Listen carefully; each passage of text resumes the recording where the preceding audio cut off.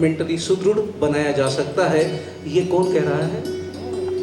जो इंसान उस लेवल पे बैठा है जिसने सब कुछ पा लिया है, और उसके बाद में वो कहता है कि हर बच्चे के 25,000 घंटे में से 5,000 घंटे बचाए जा सकते हैं और उसको ज़्यादा कॉम्पिटेंट बनाया जा सकता है सिर्फ और सिर्फ जीवन विद्या को एजुकेशनल सिस्टम में, कोर्स में शामिल करके। ये था उनके स्पीच का कुछ भाग जो मैं आपको यहाँ बताने की कोशिश कर रहा हूँ।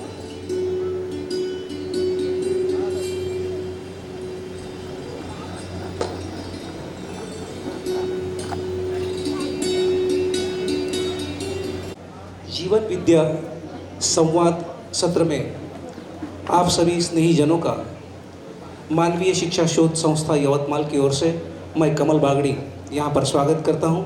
स्वागतम, स्वागतम, सुस्वागतम। ज़िंदगी को समझने में कहीं देर न हो जाए, ये जो बात है ये अपने आप में ही कुछ अलग संकेत देती है हमको कि क्या बात हो गई कि ज़िंदगी को समझने में कहीं देर न हो जाए। शायद यहाँ बैठे कई सारे लोग ये जानते हैं या ऐसा समझते हैं कि हम तो ज़िंदगी को बड़े अच्छे से जानते हैं, फिर ऐसा क्यों लग रहा है कि कहीं देर न हो जाए।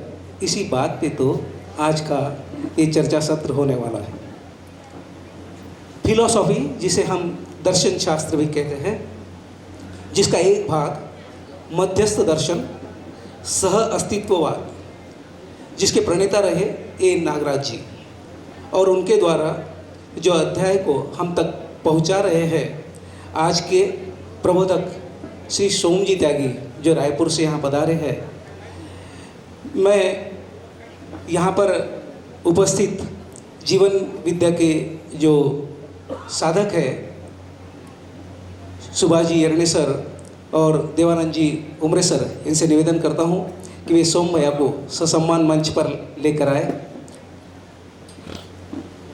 मेरे इस मानवीय शोध संस्था के जो यहाँ राहुल जी उपस्थित हैं,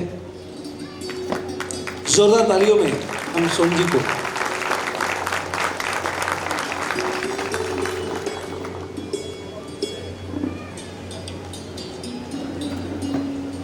कार्यक्रम जो यहाँ पर जो चलने वाला है उसके लिए सोम जी यहाँ पहुँच चुके हैं, और मैं इस संस्था से जो जुड़ी है और इस जीवन विद्या मिशन के साथ में पिछले कुछ दिनों से ही जुड़ने के बाद में जिसने ये जाना कि इसको समाज जन तक पहुँचाना बड़ा ही महत्वपूर्ण कार्य है, उसे आमंत्रित करता हूँ शिल्पा जी जाजू को, वो यहाँ आकर सोम जी का परिचय आप सबसे कराए। शिल्पा जाजू।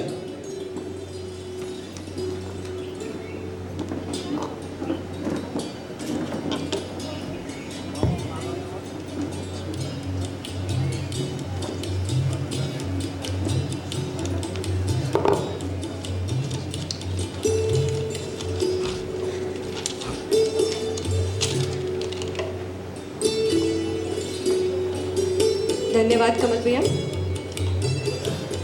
मंच पर विराजमान आदरणीय सोमदेव जी त्यागी, जिन्हें हम सोम भैया कहकर संबोधित करते हैं, सम्माननीय सदन, एजुकेशनिस्ट्स, मध्यस्थ दर्शन से जुड़े हमारे सभी भाई बहन, सभी स्कूल प्रिंसिपल्स, टीचर्स, पेरेंट्स और सभा में उपस्थित कुछ बच्चे मुझे दिखाई दे रहे हैं, उनका मैं स्वागत करती हूँ। मैं Shilpa Jaju, Jaju English medium school और एंटायर जाजू संस्था की ओर से आप सभी का इस बहुमूल्य चर्चा सत्र में तहे दिल से स्वागत करती हूँ। ज़िंदगी समझने में कहीं देर न हो जाए, इस सत्र में यदि हम सब बैठे हैं तो हम सभी ने सही दिशा में अपना पहला कदम तो बढ़ा ही लिया है। तो स्वयं के लिए सबसे पहले ज़ोरदार तालियों के साथ खुद का स्वागत करें, और इतना ज़ोरदार करें क्योंकि ये पहला कदम बहुत ज़रूरी होता है। धन्यवाद। आज इस शख्सियत से हम रूबरू होने जा रहे हैं, उन्हें इंट्रोड्यूस करना यानी मेरे लिए सूरज को दिया दिखाए जैसा होगा। भैया के बारे में कुछ कहूँ उससे पहले मैं अपना एक्सपीरियंस आपसे शेयर करना चाहूँगी। मध्यस्थ दर्शन या भैया के सेशन से बहुत ज़्यादा तो पुराना मेरा संबंध नहीं है। 3 महीने पहले एक वर्कशॉप यहाँ हुआ था, जो ऐसा ही एक इंट्रोडक्टरी सेशन था। वो 3 घंटे के लिए हमने अटेंड किया। पिछले महीने 3 दिन का सेशन हुआ जो कि लगातार 9 घंटे चला, वो हमने अटेंड किया। और आने वाले कुछ दिनों में एक 7 दिन का वर्कशॉप होने जा रहा है यवतमाल में, उसे अटेंड करने की पूरी तैयारी है।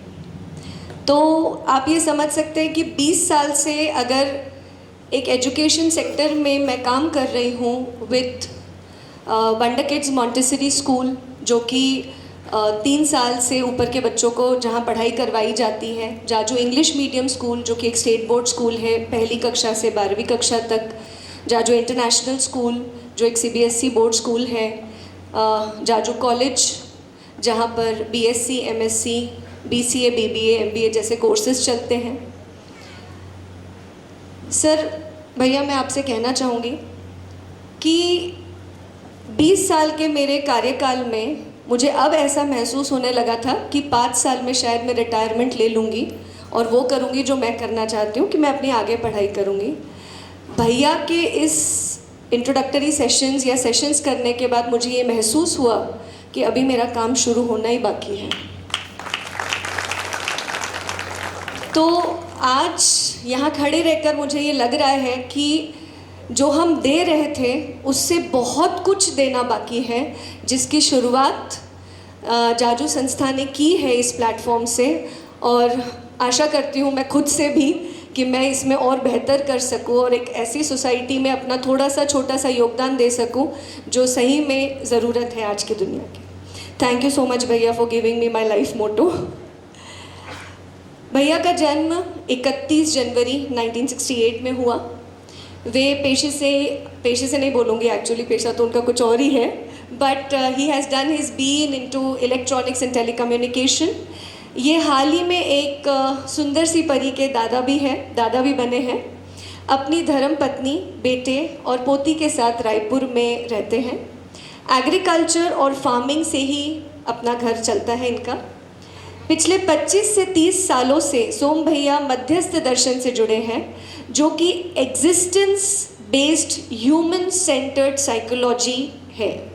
श्री नागराज जी द्वारा प्रतिपादित इस फिलॉसफी को दर्शन इसलिए कहा जाता है क्योंकि ये कोई प्रवचन या भाषण नहीं, बल्कि एक बहुत ही डीप स्टडी है, एक करिकुलम है जिसमें चिंतन करना होता है ताकि उसकी गहराई को हम समझ सकें। आज यदि हम यहाँ ये सोच कर बैठे हैं कि कुछ सीख कर जाएंगे, तो आप शायद गलत सोच रहे हैं। अपने एक्सपीरियंस से ये कह सकती हूँ कि सेशन के बाद बहुत सारे प्रश्न उत्पन्न होंगे आपके मन में, और ऐसा अगर हो तो समझे कि सेशन अटेंड करना सफल रहा।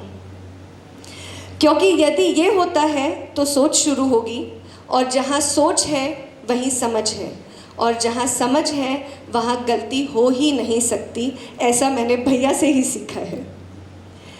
सो इंट्रोडक्टरी सेशंस के बाद यदि आपका और गहराई में इस दर्शन को समझने की इच्छा हो तो 6 मई से 12 मई में ये 7 दिन का वर्कशॉप यवतमाल में होगा।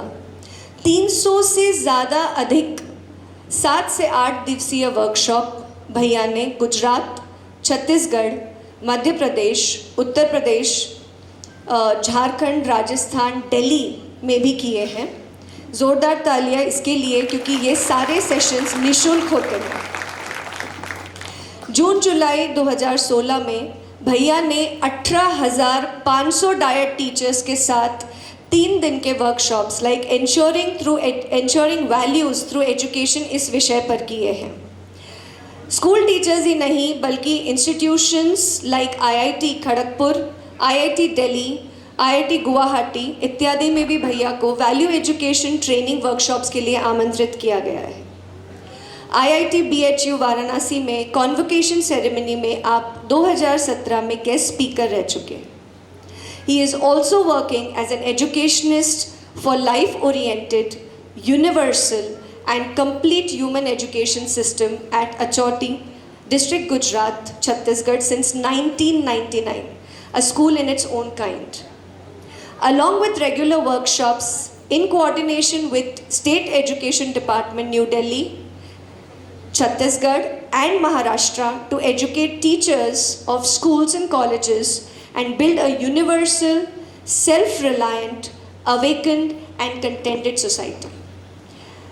भैया आपके काम और समर्पण को मेरा शत-शत नमन। निशुल्क जो ये जीवन ज्ञान आप बांट रहे हैं, निरंतर बिना थके बिना रुके, आपको जाजू संस्था और यवतमाल वासियों की ओर से बहुत बहुत बहुत धन्यवाद। मैं उज्जवल भैया वर्मा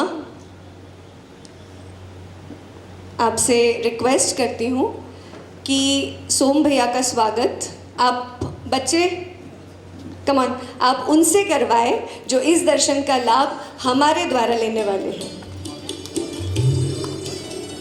नेहा भाभी, I request you as well to please come on stage.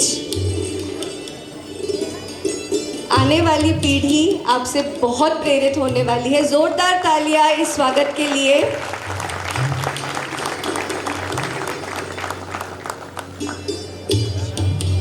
Yes,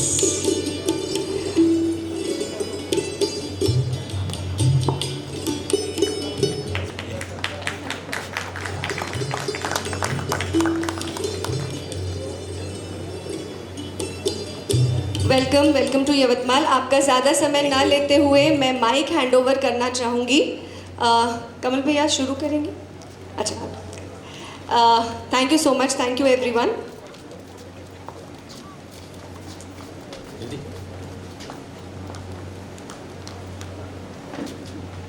आए और गीत प्रस्तुत करें।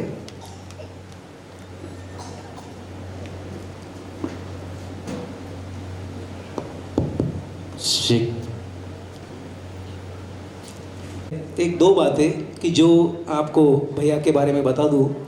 दिल्ली का जो एजुकेशन बदला है, जो माहौल बदला है, उसमें इतना बड़ा भैया का योगदान रहा है कि जिस सिस्टम को एडॉप्ट करके वहाँ के करिकुलम में ऐड किया वहाँ की गवर्नमेंट ने, और स्थिति ये बनी है कि वहाँ पर अभी 5 तारीख को 4000 टीचर का 5 दिन का ट्रेनिंग सेशन, मतलब परसों से भैया को दिल्ली में लेना है इंडोर स्टेडियम में। और उसके बाद में उस स्थिति में हम भैया को बोल रहे थे कि आपको एक दिन के लिए यहाँ आना है और हम सबको इस दर्शन से परिचय करवाना है। उस स्थिति में भी भैया आज सुबह यहाँ आए, कल यहाँ से फिर निकलेंगे, कल दिल्ली पहुँचेंगे और परसों से अपना 4 या 5 दिवसीय शिविर वहाँ पर 4000 लोगों के लिए शुरू करेंगे।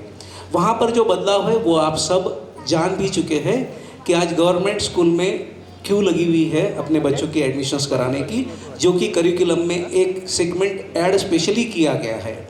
वो एक बहुत बड़ा माइलस्टोन है, क्योंकि इंडिया की कैपिटल में कोई चेंज लिया जाता है तो फिर वो बाकी जगह लेना शायद ज़रूरी बन जाता है।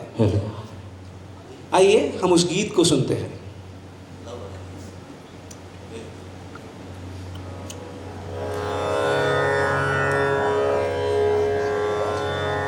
आओ ज्ञान के दीप जलाए, आओ ज्ञान के दीप जलाए, आशा की झिलमिल को रोशन बनाए, ऊंचे उठे और छूने गगन को, ऊंचे उठे और छूने गगन को, सवेरे की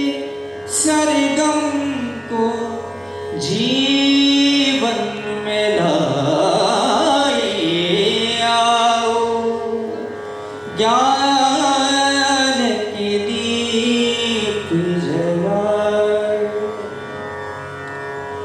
सुन लो दिशाएं बुलाने लगी है, हवाएं नए राग गाने लगी है।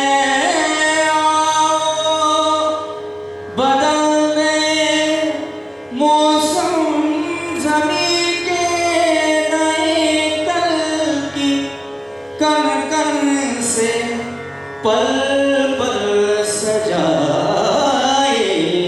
आओ ज्ञान के दीप जलाए, आशा की झिलमिल को रोशन बनाए।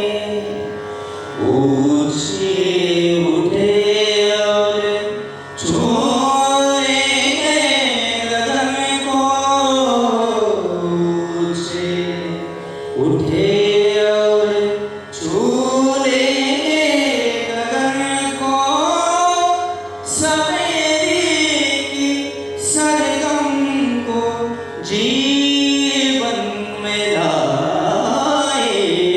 आओ ज्ञान के दीप जलाए, आओ ज्ञान के दीप जलाए।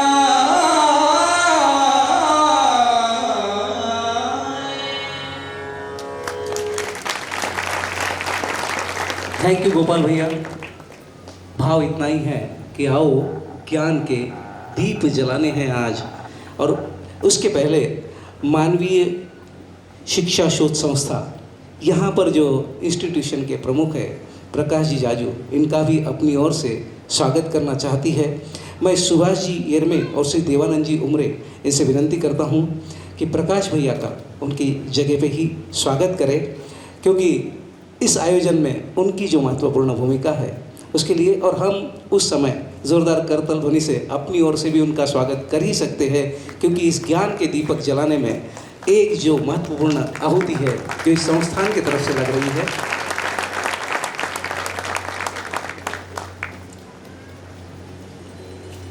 मैं इसके बाद यहाँ पर जो पिछले 10 वर्ष से इस दर्शन से जुड़े हैं राहुल भैया तायड़े, उनको आमंत्रित करता हूँ आज के कार्यक्रम का प्रास्ताविक करने के लिए। राहुल जी तायड़े।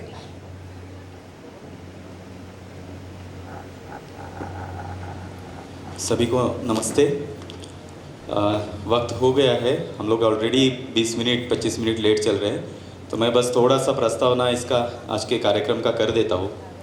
देखिए, हम लोग सब, हम या पूरी दुनिया का जो भी आदमी है वो अच्छे से जीना चाहता है, सुखपूर्वक जीना चाहता है, खुशहाली से जीना चाहता है। कोई आदमी ऐसा नहीं है जो दुखपूर्वक जीना चाहता है, क्योंकि उसका रिज़ल्ट अच्छा, उसका रिज़ल्ट क्या है। मान लीजिए कोई आदमी फ्रस्ट्रेटेड है, उसके विचारों में अंतर्द्वंद है, खुश नहीं है, तो वो तो खुद पीड़ित रहता ही है। साथ में जिन जिन संपर्क में वो आता है, जिन जिन व्यक्तियों के संपर्क में आता है, मान लीजिए परिवार में है, पति खुश नहीं है, तो पति के साथ जो पत्नी है वो खुश नहीं रह सकती, उसका आता ही है, उसका जो भाव है वो पहुँचता ही है परिवार में। पिता खुश नहीं है तो पुत्र खुश नहीं रह सकते।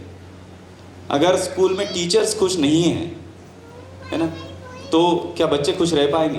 क्योंकि हर, मान लीजिए क्लास में एंटर करे और टीचर खुश नहीं है, तो किसी भी पद में, ऑफिस में अगर बॉस खुश नहीं है तो एम्प्लॉयज़ को तकलीफ होगी, उसका जो रिफ्लेक्शन है वो सभी पे आएगा। इसका मतलब खुश रहना ये हमारे खुद के लिए, सुखी रहना ये हमारे खुद के लिए एक आवश्यकता है।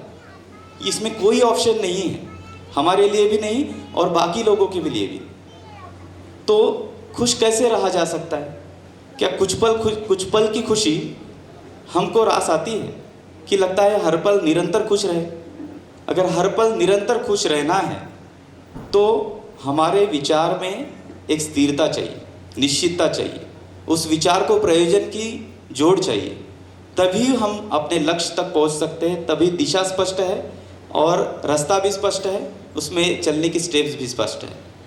तो ऐसे खुश रहने के लिए हम अपने विचारों में कैसे स्थिरता लाए, इसके लिए आज ये सेशन यहाँ पर आयोजित किया जा रहा है, क्योंकि ये एक व्यक्ति और अनेक व्यक्ति सबसे जुड़ेगा, है ना।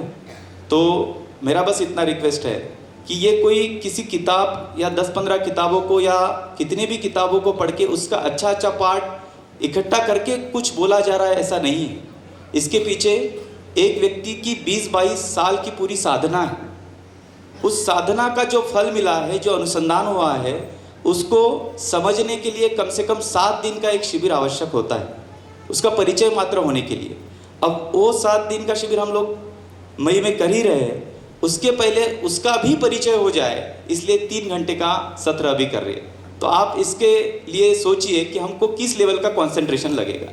22 साल की साधना को समझने के लिए 7 दिन का समय कम से कम लगता है एक बार गो थ्रू होने के लिए, और अभी हम उसको 3 घंटे में समझने जा रहे हैं। तो मेरा आप सभी से रिक्वेस्ट है कि इतनी चीज़, अच्छी चीज़ हमको मिल रही है, 2010 में हम लोगों को मिली, आज आप सब तक पहुंचाने के लिए 10 साल लगे, 12 साल लग गए।